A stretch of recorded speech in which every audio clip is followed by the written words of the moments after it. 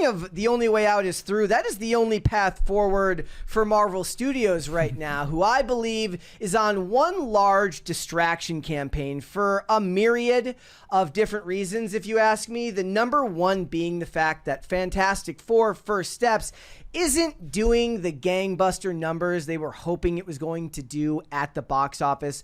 I believe currently it is sitting at about $441 million. That makes it $236 million from the domestic office, or from the domestic box office, and even worse, 204 from the international box office.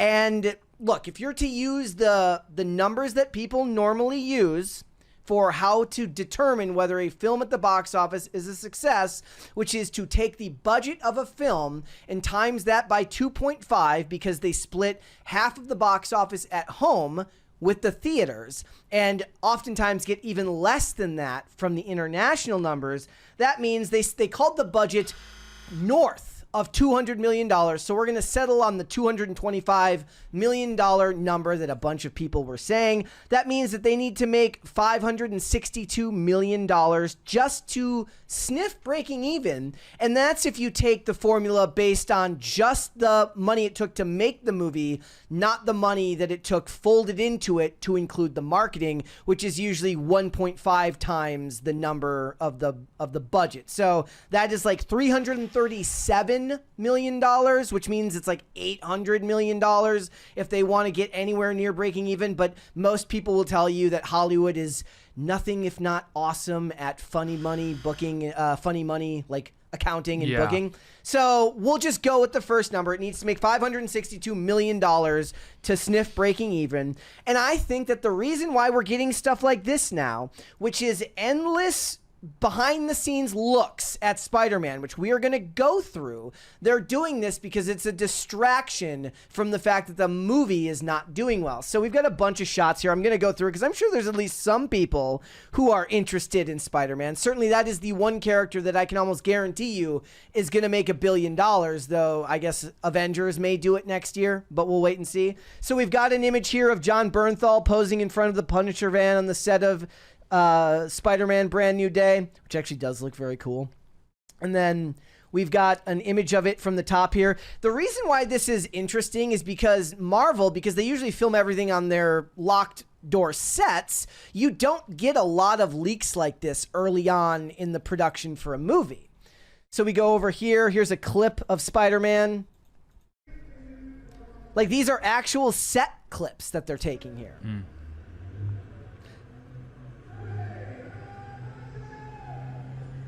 Spider-Man on the Punisher van with people running and yelling. I wonder what they're saying to each other.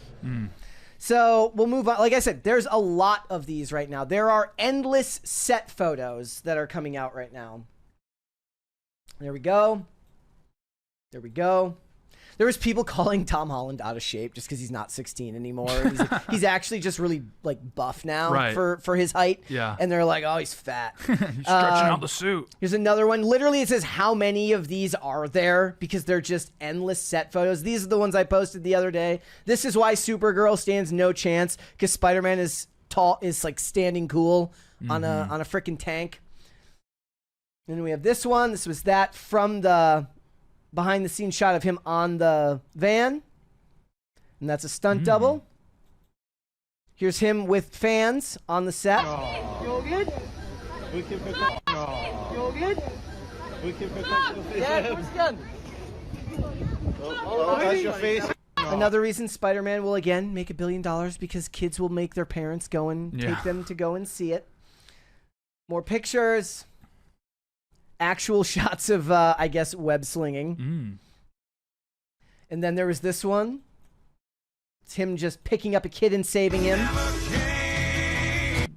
we can't use the copyrighted music. It's a good one, too. That's the worst part. Saving a kid on a scooter.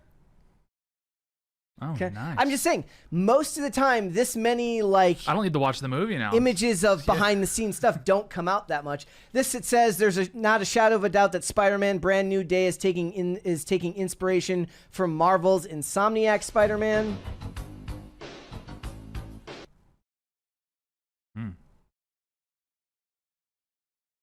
So people are doing the homework to tell you what is going on right now. Pause that. And then more shots with, fans in the foreground watching Spider-Man.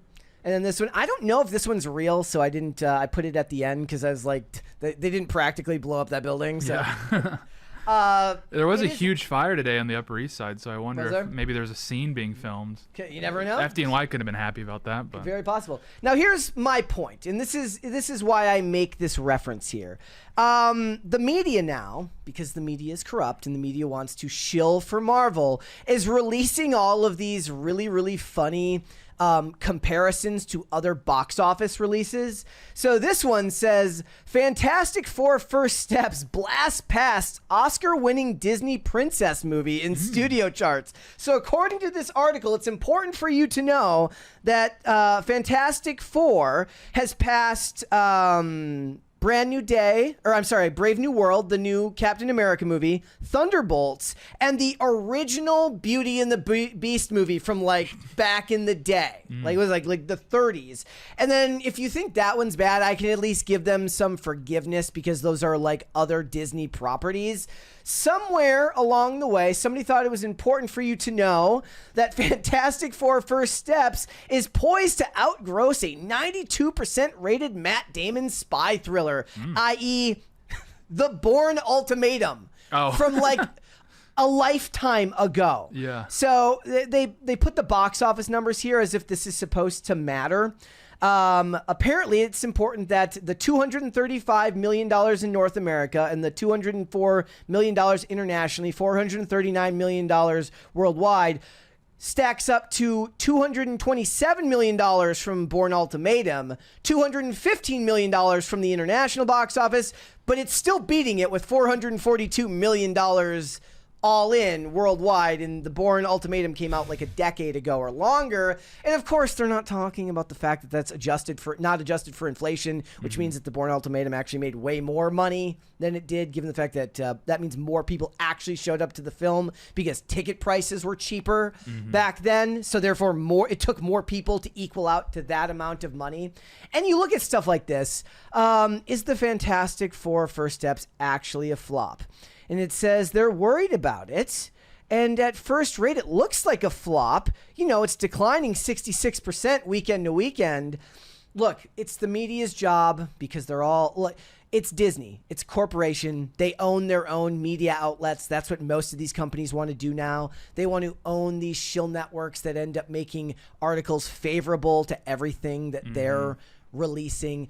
And that's what this is about. They're not releasing Spider-Man images because they want you to necessarily get hyped for Spider-Man. They know that Spider-Man will get people hyped when the trailer comes out, and Spider-Man sells himself. They're saying, stop looking over here at the failing Fantastic Four movie and look over here at the new Spider-Man images and at these articles that are telling you that Fantastic Four isn't a flop. Right? Yeah. On top of that, worse than that, we've got more announcements from them. These, again, more reasons for them to distract you, with Ryan Reynolds posting this image, which was on top of the anarchy symbol on top of the Avengers logo. And this is him. I guess this is his tease that Deadpool may be showing up in Avengers Doomsday. And then there was also this, which is the list of different teams that will be featured in Avengers Doomsday. So I don't know how many people are going to be in this movie, but this is what you're going to get. You're going to get Sam Wilson's Avengers. You're going to get the new Avengers, i.e. the Thunderbolts, the movie that just flopped 3 months ago. The Fantastic Four, which flopped and is flopping as we currently speak. Team Loki, people actually really, really like the Loki TV series, but again, that's a TV series. X-Men, which is, of course, not even a new movie yet. And, of course, whoever ends up being on Dr. Doom's team. It's all a distraction. And one of the other reasons this is going on is because right now, X-Men 97 creator, the one who was unceremoniously removed from the show before season 1 even came out, Beau DeMayo, has been going hard in the paint against Marvel for a week. I just pulled up a couple of tweets to give you an idea of what it is he's been talking about. This is back on August 2nd, so all the way back then. when they were talking about the opening weekend for the Fantastic Four and its $117 million domestic opening. He says, "This is unfortunate. It's a good movie, but it confirms what I've been saying. Marvel Studios has a major leadership problem, an even bigger brand issue, and is generally out of sync with its core audience. It also hints at what I've been saying is true in Hollywood. Talent before... sorry, let me get back where I lost my place here. Talent before and behind the camera doesn't want to deal with the work toxicity. This is what happens when you abuse the artists. You need to make films connect with both fans and audiences. Writers don't want to be cheated or script fees, and actors don't like filming movies when the script hasn't even been finished yet." That is what is going on with Avengers Doomsday right now. They are in the process of actually writing the third act while they're filming acts 1 and 2. Which doesn't signal strength to anyone. It signals disorganization.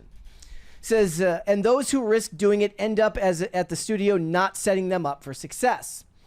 Again, he made an infinite amount of tweets just excoriating Marvel right now. He says, this is in relation to somebody saying it sucks because the new Fantastic Four is great. People aren't going to go to a movie and spend more on drinking popcorn than an actual ticket when it'll be on streaming next month. That could be in relation to Superman coming out August 15th, barely 30 days after the movie came out. He says, this too, but at its core, Marvel Studios has spent the last 5 years bragging about how they hire talent and executives that don't read the comics and that hiring fans is a problem.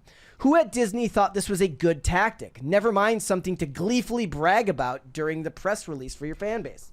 He's right. And they talk about that all the time. People would come in and want to work on Daredevil, on the Daredevil series, and they would say to them, no, we don't want you bringing up too much from the comics. We want to write our own stories, which is why when people make those comments we saw earlier about what Spider-Man's taking influence from, I'm like, barely, because most of the time they're going to just write their own story with shades of previous storylines or team-up stories. So make that of what you will. Maybe I'm wrong. Maybe it's just all coincidence and these things all just came together at one time, and I've actually been on the conspiracy brain, for the last period of time. But I would be willing to bet that a big reason for this is that people are distracted by the fact that Fantastic Four is doing poorly and they need you focusing on something good. Yeah. When was the last time you watched a superhero movie? Did you go see any of the ones with Tim? Tim always wants to go. I've seen a few with Tim. Before that, it was probably Avengers Endgame, maybe. Oh, but you saw it in theaters? Yeah. Okay. I've just never been into it, really. I mean, Mary always says, like, Gen Z doesn't care. Yeah, I don't know. I didn't grow up with it, really, so it was just never a big deal. Thanks for watching. Listen to full episodes of Pop Culture Crisis on Spotify. Keep up with us on social media and make sure you subscribe and ring that bell so you never miss the show. Bye, guys.